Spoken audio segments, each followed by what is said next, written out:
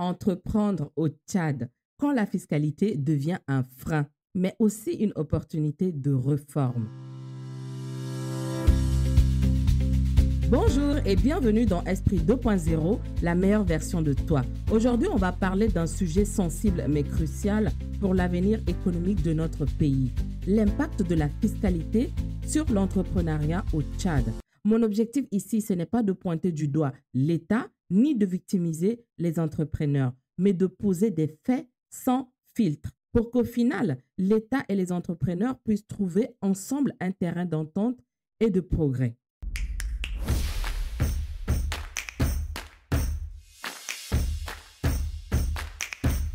Parlons d'abord franchement. Oui, entreprendre au Tchad, c'est démarrer avec un lourd fardeau fiscal. Quand tu crées ton entreprise ici, tu le sens tout de suite, le poids de la fiscalité. Pendant que dans d'autres pays comme le Cameroun, le Burkina Faso, le taux d'imposition sur les sociétés tourne autour de 27% à 30%, ici au Tchad, on est directement à 35%. Et même si tu fais zéro bénéfice, tu dois quand même payer 1,5% de ton chiffre d'affaires avec un minimum qui peut aller jusqu'à 2 millions par an. Ensuite, regardons les conséquences directes sur la fuite massive vers l'informel. Face à tout ça, beaucoup de jeunes entrepreneurs préfèrent rester dans l'informel. Et c'est là qu'est né le fameux phénomène des DG voitures. Leur bureau, c'est le siège avant du véhicule. Leur imprimante, il est branché sur la batterie. Leur comptabilité, souvent dans la tête ou dans un carnet. Ils travaillent, ils se battent, mais ils fuient le fisc par peur d'être étouffés. Et qui perd dans cette histoire? L'État lui-même. Parce que moins de gens déclarés, ça fait moins de recettes fiscales. Mais attention, même en restant caché, à un moment donné, l'État te rattrape toujours. Et comment? Grâce à un petit détail administratif que beaucoup redoutent, l'enregistrement des factures au service des domaines. Quand tu veux te faire payer par une ONG ou une grosse entreprise, on te demande de présenter la preuve que ta facture a bien été enregistrée. Et pour ça, tu dois aller au domaine, payer ta taxe et seulement après, le client pourra te verser l'argent. Soulignons que tu dois payer cette taxe avant que le client ne te paye. Donc, finalement, tu le payes par fonds propres. Pourquoi les clients exigent ça? Tout simplement parce qu'ils ont peur eux aussi. Eux aussi sont surveillés. Et s'ils paient un fournisseur sans preuve d'enregistrement, ils risquent des redressements fiscaux. Donc, les mêmes ONG, les grands groupes, exigent la preuve de ton enregistrement pour être eux-mêmes en règle. Et du côté des entrepreneurs, la peur grandit. Témoignage d'un jeune en plein informel. Un ami entrepreneur me disait récemment, « Franchement, je préfère rester petit parce que dès que je fais des grosses factures, on te tombe dessus. On te demande des papiers que tu n'as même pas. Je bosse moi pour survivre. J'ai l'impression que les fiscs me poursuivent plus que mes propres clients. » Un ressenti partagé par beaucoup d'entrepreneurs ici au Tchad. Et c'est comme ça que naît un cercle vicieux, le serpent qui se mord la queue, la peur de grandir. Par peur du fisc, beaucoup d'entrepreneurs restent délibérément petits. Ils refusent de démarrer des grandes entreprises. Ils restent à faire des petites ventes, des petites prestations, des petits revenus. Ils ont du talent, mais ils s'auto-limitent par peur de grossir, par peur d'être visibles, par peur qu'on les détecte. Pourtant, il faut reconnaître que l'État tchadien fait aussi des efforts. Soyons justes. Le ministère des Finances a mis en place des outils de modernisation fiscale. D'abord, le guichet unique pour la création d'entreprises géré par l'ANI. L'objectif, c'était de simplifier la création d'entreprises en centralisant les démarches. Ensuite, il y a la plateforme e-tax lancée par la Direction générale des impôts. Un système qui permet de faire des déclarations fiscales en ligne, des paiements d'impôts à distance et d'obtenir des quittances électroniques sans bouger de chez soi. Franchement, sur le papier, c'est un grand pas en avant. Mais la vraie question, c'est pourquoi ça ne marche pas encore pour les petits entrepreneurs? Malgré ces initiatives, la majorité des petits entrepreneurs ne savent pas que ces outils existent.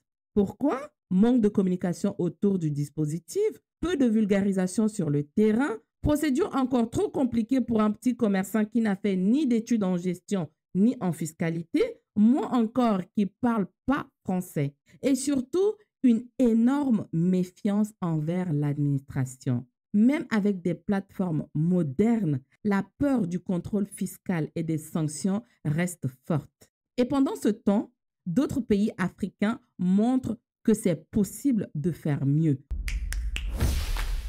Au Rwanda, par exemple, ils ont mis en place un régime ultra simplifié pour les micro-entreprises. Tu déclares ton activité, tu paies une petite taxe fixe et c'est terminé. En Côte d'Ivoire, ils ont lancé un impôt forfaitaire spécial PME avec des démarches hyper allégées. Résultat, plus d'entrepreneurs qui osent se déclarer, plus de confiance et paradoxalement, plus de recettes fiscales pour l'État à long terme. Alors, si au Tchad, on imaginait aussi une solution simple et adaptée, voilà ma micro-suggestion. Créons un guichet unique fiscal allégé dédié aux micro-entreprises. Un système où l'enregistrement est ultra simple, l'impôt est forfaitaire, adapté à la réalité des petits revenus, la procédure est 100% numérique et faisable par téléphone, avec un accompagnement gratuit la première année pour aider les petits entrepreneurs à s'y retrouver.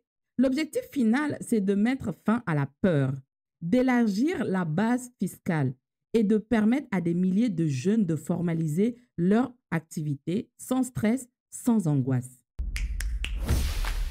En conclusion, on le voit bien, personne ne gagne dans le système actuel. L'État manque de ressources.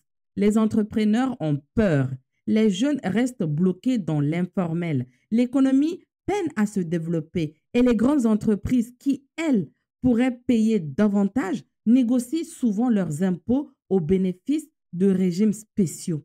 Résultat, l'État se retrouve avec une base fiscale extrêmement étroite, concentrée sur un poignet de grandes entreprises et des PME courageuses qui ont accepté d'être en règle. Et comme ces grandes entreprises ont le poids, les moyens et les cabinets d'experts pour négocier leurs charges fiscales, finalement, elles-mêmes ne payent pas toujours ce qui serait logique ou attendu. Donc, on a d'un côté les petits entrepreneurs qui fuient, de l'autre côté des grosses structures qui négocient, donc qui payent moins, et au milieu, l'État qui peine à récolter des ressources nécessaires pour développer le pays. La vraie solution, c'est une réforme intelligente et humaine du système fiscal qui encourage les petites entreprises à se formaliser, qui simplifie les démarches, qui élargit enfin la base fiscale pour que chacun contribue à la hauteur de ses moyens. Parce qu'au final, ce n'est pas en écrasant les quelques entreprises déjà formelles qu'on construira un État fort. C'est en ramenant progressivement toute l'économie vers la légalité, en donnant confiance, en rassurant et en simplifiant.